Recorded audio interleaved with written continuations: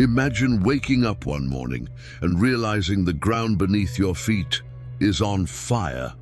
Not a wildfire, not a house fire, but a fire under the earth, burning through tunnels for miles, heating the ground to nearly 1,000 degrees and filling the air with smoke that seeps through cracks in the pavement. It sounds like the beginning of a horror movie, but for the people of Centralia, Pennsylvania, this was everyday life. This is the story of the town that's been burning since 1962, the town that inspired the story of Silent Hill and one of the strangest disasters in American history. Welcome to the dark side of my room.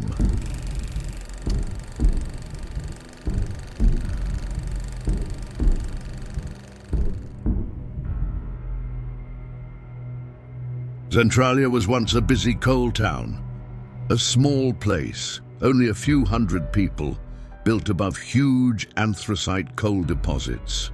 Nearly everyone worked in the mines or depended on someone who did. It wasn't fancy, but it was home, quiet streets, old brick buildings, a simple life, and beneath it all, miles of abandoned mining tunnels. Tunnels that would one day become a perfect pathway for something unstoppable.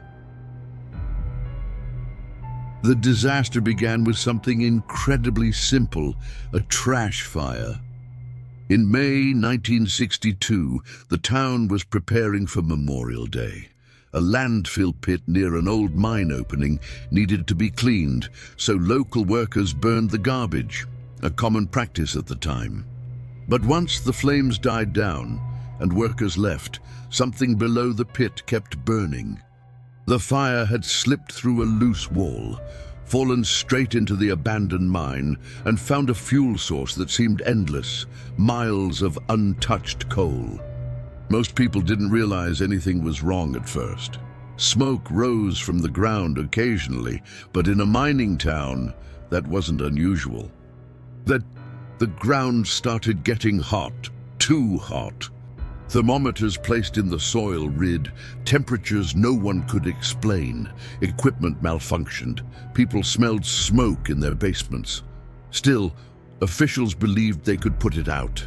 They were very wrong.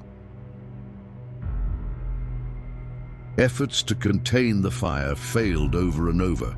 They tried sealing the mine. They tried digging it out.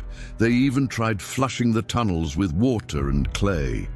But the fire kept finding new pockets of coal, spreading in every direction, deeper and deeper underground. Residents started reporting strange signs. Smoke drifting from cracks in driveways, wisps of steam rising from forest floors, asphalt so hot it softened like taffy, carbon monoxide leaking into basements. One resident later said the whole town felt like it was breathing, but everything changed in 1981. On Valentine's Day in 1981, a young boy was walking in his backyard when the ground suddenly collapsed beneath him. A sinkhole opened almost instantly, a narrow, deep drop into a burning underground cavern. He survived only because he managed to grab a tree root until help arrived. The hole was filled with hot steam and toxic gas. That moment convinced the world that Centralia was no longer safe. After the sinkhole incident, the federal government stepped in. A relocation program was launched. Families were offered buyouts to leave the town for good. Some residents refused. They had grown up there, and they weren't ready to abandon their homes. But most families packed up what they could and left, leaving behind an entire town, slowly fading into smoke and silence. House by house, building by building, everything was demolished. By the early 2000s, only a handful of people remained. A few stubborn residents who fought for the right to stay in the place they loved. Today, fewer than 10 houses are left. If you visit Centralia now, the first thing you'll notice is the silence. Empty streets, overgrown lots, no stores, no schools.